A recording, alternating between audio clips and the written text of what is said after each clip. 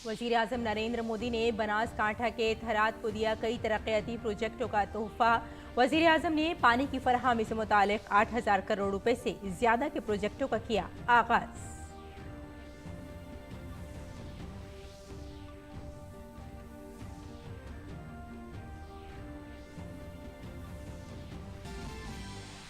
सरदार वल्लभ भाई पटेल के यौम पैदाइश पर कौम मुल्क के उस अजीम फर्जंद को पेश कर रही है खराज अकीदत। वज़ीर आज़म नरेंद्र मोदी ने केवड़िया में कौमी यकजहती के दिन की मरकजी तकरीब में लिया हिस्सा।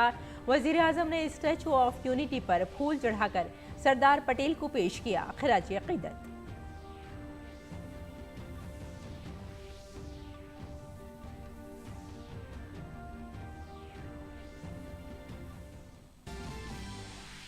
सदर जमहूरिया, नायब सदर जमहूरिया और मरकजी वजीर दाखिला अमित शाह ने दिल्ली में सरदार वल्लभ भाई पटेल को पेश किया खराज अकीदत। वजीर दाखिला अमित शाह ने मेजर ध्यानचंद स्टेडियम में रन फॉर यूनिटी को झंडी दिखाकर किया रवाना।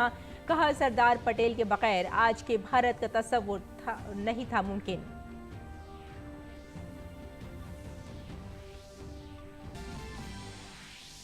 वजीर आजम कल मोरबी का करेंगे दौरा। मोरबी में केबल पुल हादसे में मरने वालों की तादाद बढ़कर हुई 130 से ज्यादा। वजीर आला ने जाए हादसे का किया दौरा।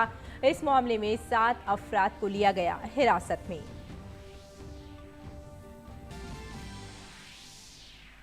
मुल्क भर में विजिलेंस बेदारी हफ्ते का इनेकाद। इस साल आज से 6 नवंबर तक मनाया जा रहा है विजिलेंस बेदारी हफ्ता, जिसका मौजू है बदनवानी से पाक भारत, तरक्की याफ्ता भारत।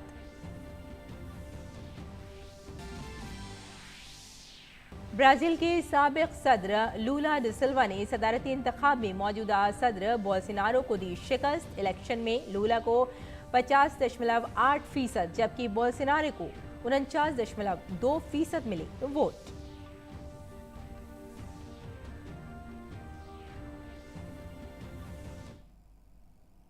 आदाब नाज़रीन, खबरनामे में आपका इस्तकबाल है। मैं हूं आपके साथ रेशमा फारूकी। आइए तफसील से खबरों पर नजर डालते हैं। वज़ीर आज़म नरेंद्र मोदी ने आज बनासकांठा जिले के लिए पानी की फराहमी की स्कीमों का आगाज किया।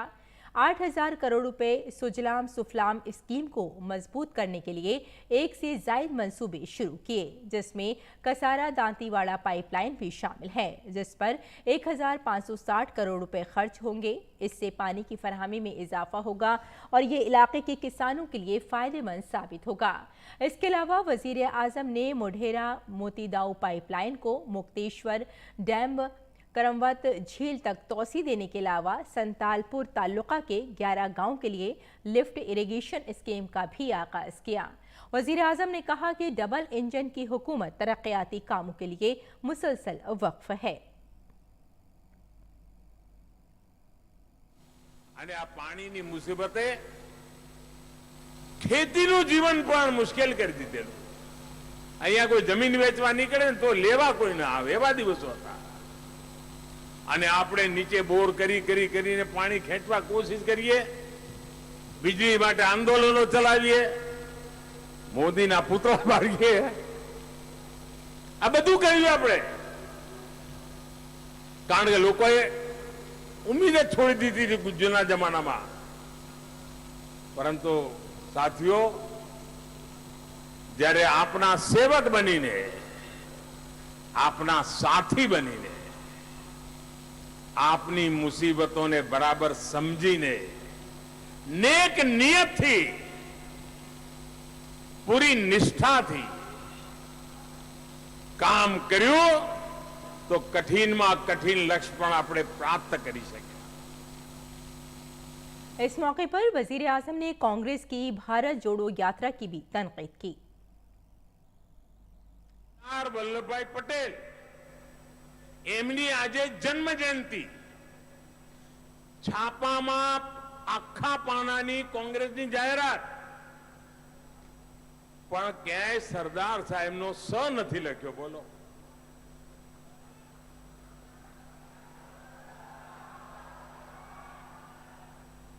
તમે તમારા સરદાર સાહેબ નહેરુ સાહેબની સરકારમાં ગૃહપ્રધાન હતા, ભારતના આવડા મોટા નેતા હતા, કોંગ્રેસના આવડા મોટા નેતા હતા, એમની જયંતિએ ગુજરાતમાં તમે જાહેરાત આપો અને સરદાર સાહેબનો ફોટો નહીં, સરદાર સાહેબનું નામ નહીં અને પાછા કહો અમે જોડીશું બધાને. એટલે એક સરદાર સાહેબને તો જોડો ભાઈ. और ममनून कौम सरदार वल्लभ भाई पटेल को उनकी 147वीं यौम पैदाइश पर खराज अकीदत पेश कर रही है। सरदार वल्लभ भाई पटेल के यौम पैदाइश को कौमी यकजहती के दिन के तौर पर मनाया जा रहा है। इस मौके पर वज़ीर आज़म नरेंद्र मोदी ने केवड़िया में मुनक़िदा मरकज़ी प्रोग्राम में शिरकत की। वज़ीर आज़म ने स्टेचू ऑफ यूनिटी पर फूल चढ़ाकर सरदार पटेल को खराज अकीदत पेश किया।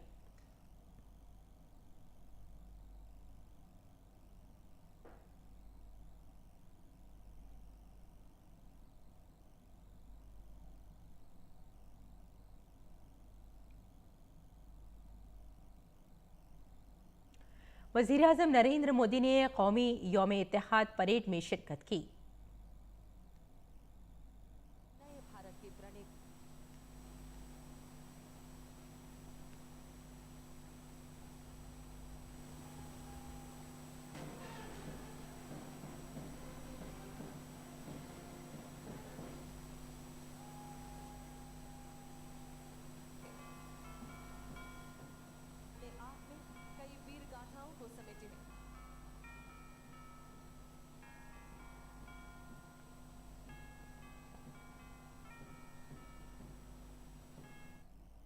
वज़ीर आज़म नरेंद्र मोदी ने परेड के मुकाम पर मौजूद लोगों को इत्तेहाद का हलफ भी दिलाया।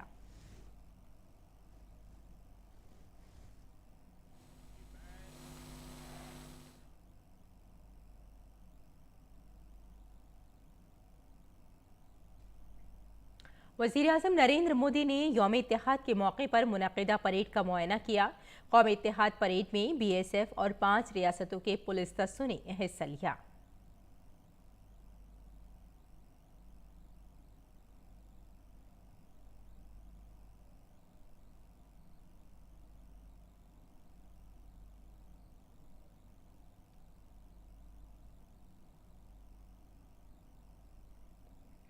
इस मौके पर परेड के दौरान BSF ने नेशनल डॉग ट्रेनिंग सेंटर की तरबियत याफ्ता भारतीय नस्ल के कुत्तों की नुमाइश की। इस नुमाइश में रामपुर हाउंड और मधोल हाउंड कुत्तों ने शानदार करतब दिखाए।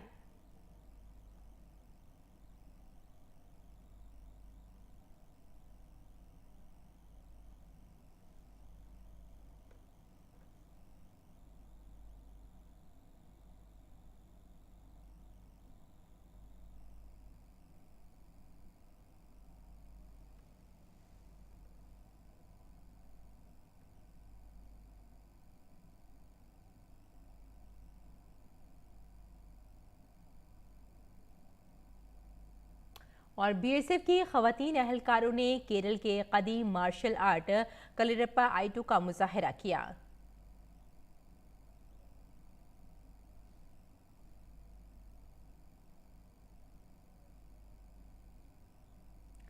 केवड़िया में मुनक़िदा कौमी यौम इत्तेहाद परेड में गुजरात पुलिस की ख़वातीन अहलकारों ने राइफल ड्रिल का मुजाहरा किया।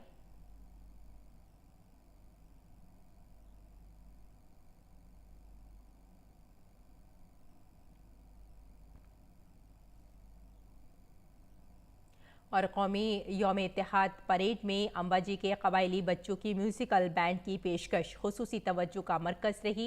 एक वक्त था जब बैंड के अरकान अंबाजी मंदिर में भीख मांगते थे, लेकिन हुकूमत के इक़दाम के बाद इन बच्चों की जिंदगी बदल गई।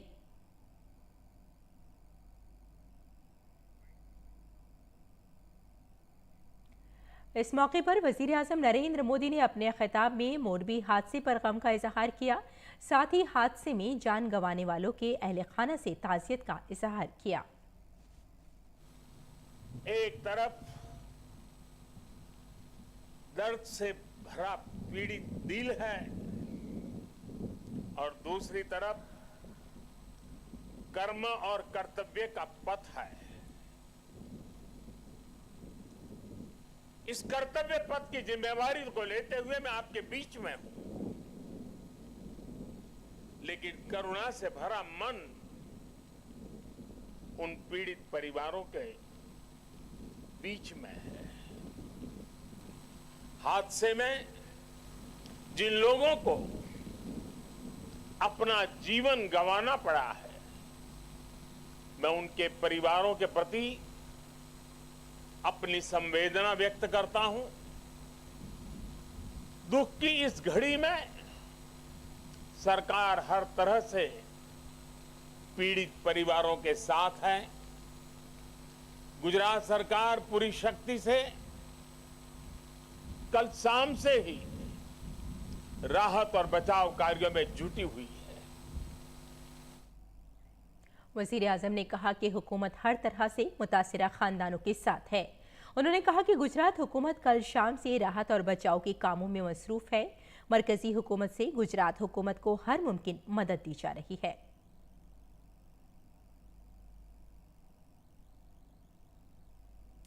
वजीर आजम ने कहा कि माजी की तरह जो कुव्वतें भारत के उरूज से परेशान थी वो आज भी मौजूद हैं। उन्होंने कहा कि हमें जातों के नाम पर लड़ाने के लिए तरह तरह के बयानिए बनाए जाते हैं।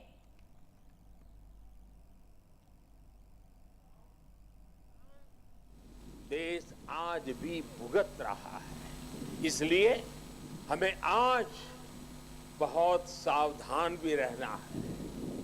अतीत की तरह ही भारत के उत्कर्ष और उत्थान से परेशान होने वाली ताकतें आज भी मौजूद है। वो आज भी हमें तोड़ने की, हमें बांटने की हर कोशिश करती है। हमें जातियों के नाम पर लड़ाने के लिए तरह तरह के नैरेटिव गढ़े जाते हैं। प्रांतों के नाम पर हमें बांटने की कोशिश होती है। कभी एक भारतीय भाषा को दूसरी भारतीय भाषा का दुश्मन बनाने के लिए कैंपेन चलाए जाते हैं। इतिहास को भी इस तरह पेश किया जाता है ताकि देश के लोग जुड़े नहीं बल्कि एक दूसरे से दूर हो। सदर जमहूरिया द्रौपदी मुर्मू, नायब सदर जमहूरिया जगदीप धनखड़ और मरकजी वजीर दाखिला अमित शाह ने आज दिल्ली के पटेल चौक पर सरदार वल्लभ भाई पटेल को खराज अकीदत पेश किया।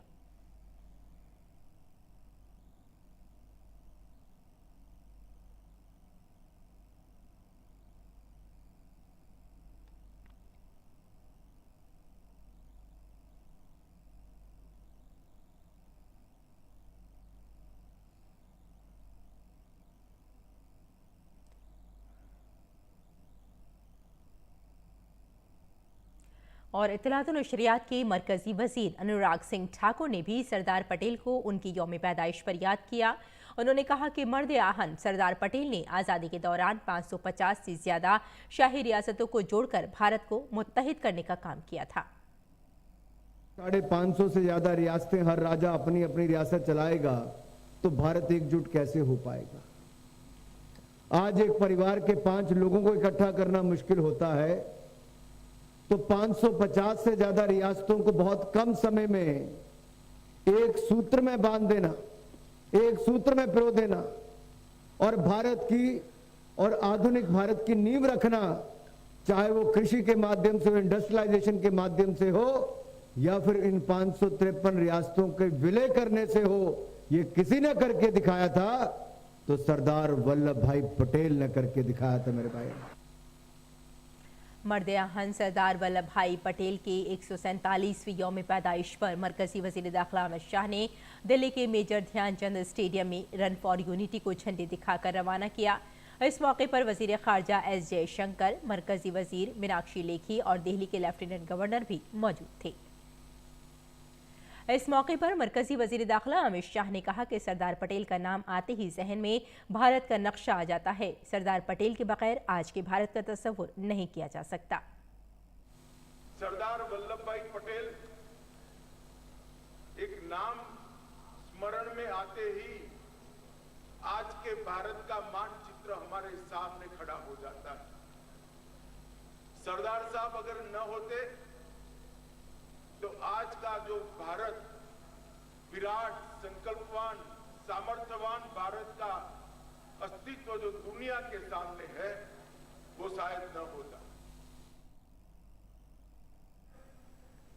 मरकजी वजीर दाखिला अमित शाह ने कहा कि सरदार पटेल की कामयाब क़यादत से ही जूनागढ़, हैदराबाद जैसी रियासतों का इंतजाम भारत में हो पाया।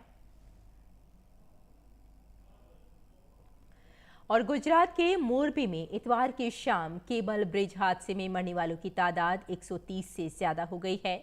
मोरबी जिले में इतवार की शाम तकरीबन 6:30 बजे माछू नदी पर केबल पुल टूट गया। हादसे के वक्त पुल पर 400 से ज्यादा अफराद मौजूद थे। ये पुल 233 मीटर लंबा और तकरीबन 100 साल पुराना था। हादसे में अब भी कई अफराद लापता हैं, जिनकी तलाश के लिए तलाशी मुहिम जारी है। वजीर आजम कल मोरबी का दौरा करेंगे। वजीर आला भूपेंद्र पटेल रेस्क्यू ऑपरेशन का जायजा लेने के लिए जाए हादसे पर पहुंचे। इसी दौरान पुल टूटने की सीसीटीवी फुटेज भी मिली। पुलिस ने पुल की देखभाल और MGMD एजेंसियों के खिलाफ दफा 304 गैर इरादतन कत्ल, 308 गैर इरादतन कत्ल करने की कोशिश और 114 जुर्म के वक्त मौजूद होने वालों के तहत FIR दर्ज की है। मोरबी पुल हादसे में अब तक 7 अफराद को हिरासत में लिया गया है। मरकजी और रियासती हुकूमतों ने मरने वालों के अहले खाना के लिए इमदाद का ऐलान किया है। मरने वालों के अहले खाना को 2-2 लाख और जख्मियों को वजीर आजम रिलीफ फंड से 50,000 रुपए और गुजरात हुकूमत ने मरने वालों के अहले खाना को 4 लाख और जख्मियों को 50,000 देने का ऐलान किया है। जख्मियों को अस्पताल में दाखिल कराया गया है, जहां उनका इलाज जारी है। गुजरात के वजीर दाखिला हर्ष संघवी जाए हादसे पर बचाव के काम का जायजा लिया।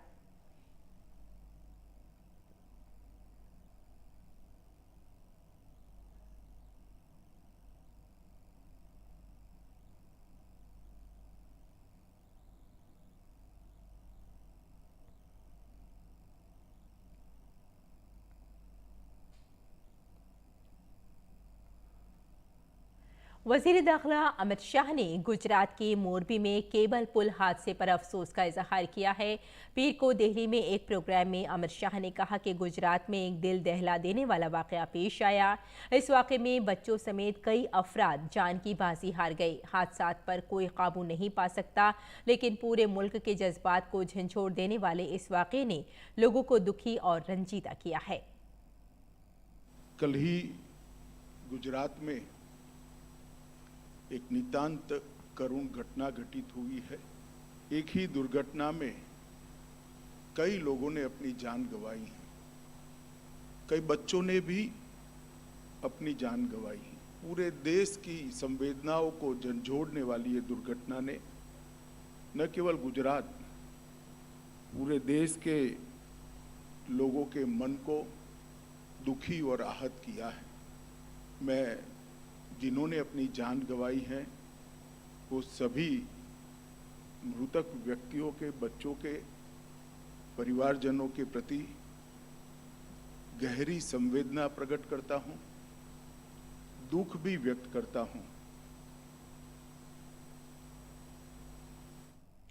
और जम्मू कश्मीर में कुपवाड़ा के किरन सेक्टर में सिक्योरिटी फोर्सेस के साथ तसादुम में एक पाकिस्तानी दहशतगर्द मारा गया। मुकाबले में मारे गए दहशतगर्द की शनाख्त पाकिस्तानी शहरी के तौर पर हुई है। एनकाउंटर के बाद इलाके में सर्च ऑपरेशन जारी है।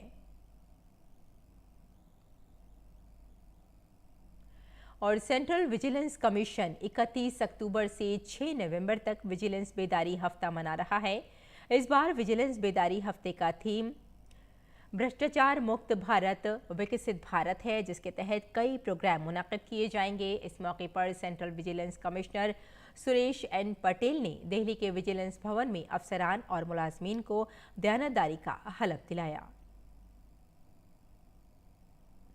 सदर जमहूरिया द्रौपदी मुर्मू ने विजिलेंस बेदारी हफ्ते के मौके पर अपने पैगाम में कहा कि बदउनवानी के खिलाफ जंग शहरियों का इज्तिमाई फ़र्ज और जिम्मेदारी है। शफाफियत और सालमियत के नज़रियात हमारी रिवायत और सकाफत के लाजमी जुज़ हैं।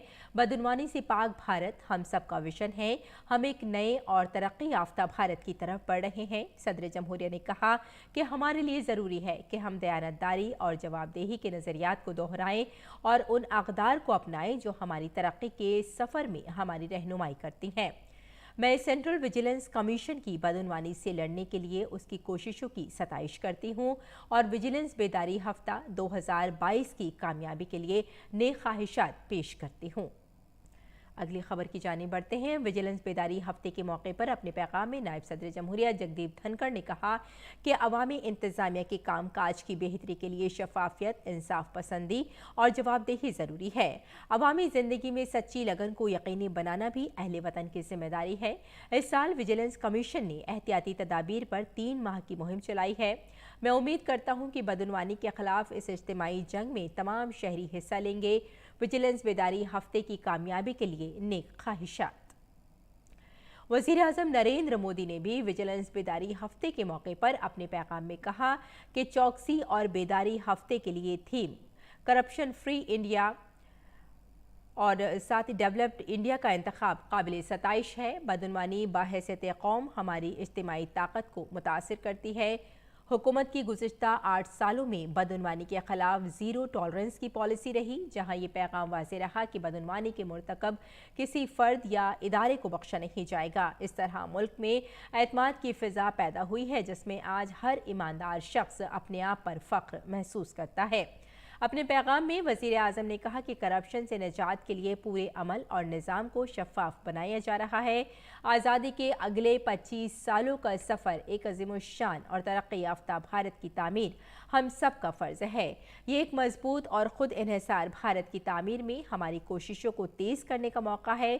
मुझे यकीन है कि विजिलेंस बेदारी हफ्ता ईमानदारी, दयानतदारी और ज़िंदगी में शफाफियत को फ़रोग़ देकर कौम की तामीर के हमारे अज़्म को मजबूत करेगा। तक़रीब की कामयाबी और मुस्तक़बिल की कोशिशों के लिए सेंट्रल विजिलेंस कमीशन को दिली मुबारकबाद। विजिलेंस बेदारी हफ्ते पर central vigilance commissioner Praveen Kumar Srivastava ने अपने पैगाम में कहा कि बदउनवानी से पाक भारत, तरक्की याफ्ता भारत। एक तरक्की याफ्ता कौम के लिए बदउनवानी से पाक भारत। जैसे जैसे हम तरक्की और तरक्की के सफ़र में आगे बढ़ रहे हैं, अवामी इंतज़ामिया में शफाफियत और दयानतदारी की ज़रूरत मुसलसल बढ़ रही है। बदउनवानी से लड़ना और एक मजबूत और अखलाकियात पर मबनी भारत की तामीर तमाम शहरियों का इज्तिमाई फ़र्ज़ और हम सब की जिम्मेदारी है। विजिलेंस बेदारी हफ्ता 2022 के पेश खेमे के तौर पर सेंट्रल विजिलेंस कमीशन ने 3 माह की मुहिम 16 अगस्त 15 नवंबर शुरू की है, जिसमें मुख्तलिफ तंजीमों के ज़रिए 6 मुख्तलिफ एहतियाती इक़दामात को फोकस एरियाज़ के तौर पर उठाया गया है। बच्चे मुल्क का मुस्तकबिल हैं और वो हमारी कौम की तामीर में अहम किरदार अदा करेंगे। इस बात को मद्देनज़र रखते हुए हमने इस साल के मौजू पर एक मजमून नवीसी का मुकाबला भी मुनक़िद किया, जिसमें तलबा ने जोशो खरोश से हिस्सा लिया। मुल्क भर के 10,000 से ज़्यादा CBSE स्कूलों में ज़ेर तालीम क्लास 10th और 12th के 7.6 लाख से ज़्यादा तलबा ने हिस्सा लिया और इस मौजू पर अपने ख्यालात का इज़हार किया। कमीशन तमाम शहरियों से अपील करता है कि वो मुल्क की तरक्की के लिए ज़िंदगी के तमाम पहलुओं में इत्तेहाद के अपने अज़्म की तौसीक़ के लिए मुत्तहिद हों।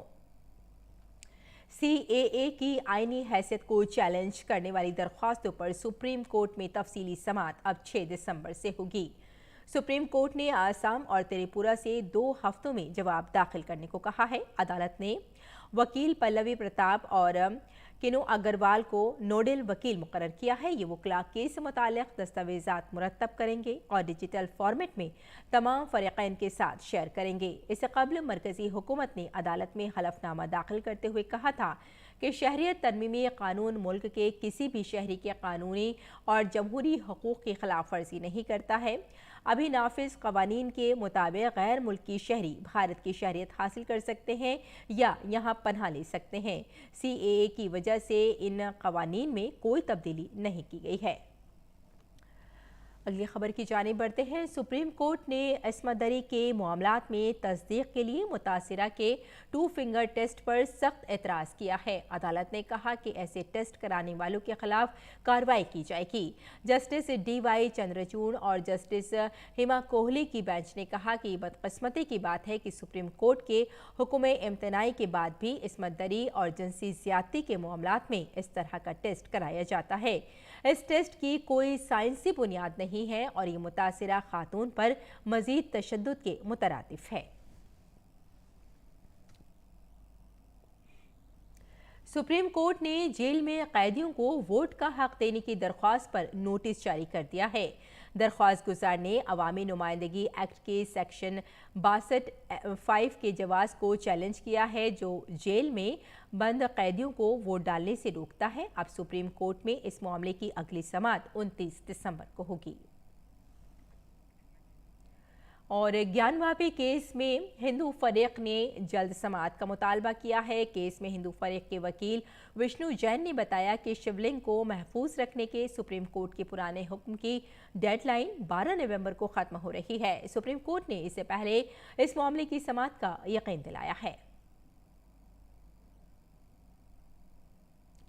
हिमाचल प्रदेश में इंतखाबी जंग शुरू हो गई है। रियासत की 68 असेंबली सीटों के लिए 12 नवंबर को वोटिंग होगी। हिमाचल असेंबली इंतखाबात के नताइज का ऐलान 8 दिसंबर को किया जाएगा। हिमाचल में 68 असेंबली हलकों में 413 उम्मीदवार मैदान में हैं। कागजात नामजदगी वापस लेने की आखिरी रोज 92 उम्मीदवारों ने अपने कागजात वापस लिए। रियासत की सिराज सीट सबसे हॉट सीट है। रियासत के वजीर आला जयराम ठाकुर यहां से मैदान में हैं। कांग्रेस ने उनके खिलाफ चित्रम ठाकुर को टिकट दिया है। इसके अलावा सीनियर लीडर आजाहनी वीरभद्र सिंह के बेटे विक्रमादित्य सिंह एक बार फिर शिमला दही सीट से इंतखाबी मैदान में हैं। बीजेपी ने रवि मेहता को उनके खिलाफ मैदान में उतारा है।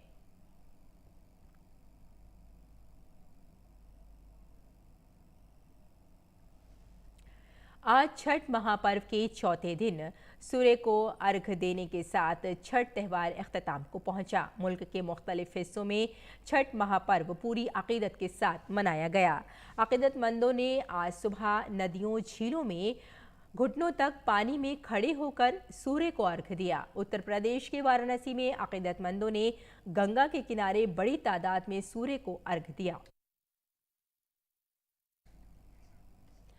उत्तर प्रदेश की राजधानी लखनऊ में भी छठ का त्यौहार इंतहाई अकीदत और एहतराम के साथ मनाया गया। यहां बड़ी तादाद में लोग गोमती नदी के किनारे बने छठ घाट पहुंच गए थे। लखनऊ में गोमती नदी घाट पर अकीदतमंदों ने सूरज को अर्घ पेश किया।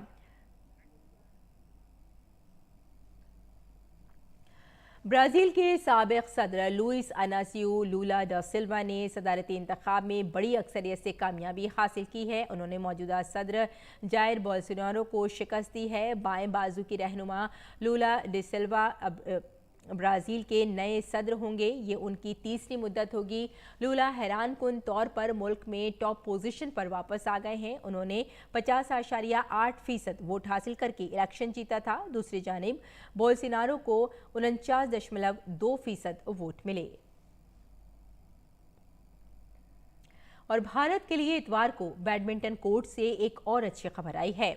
दरहकीकत भारत के शंकर मुथुस्वामी ने BWF world junior badminton championship के मर्दों के सिंगल्स में चांदी का तमगा जीता है। फाइनल में शंकर को चाइनीज ताइपे के खिलाड़ियों से सीधे गेम में शिकस्त का सामना करना पड़ा। साबिक आलमी जूनियर नंबर 1 खिलाड़ी शंकर इस मुकाबले में चांदी का तमगा जीतने वाले दूसरे और मजमूई तौर पर चौथे भारतीय बन गए हैं।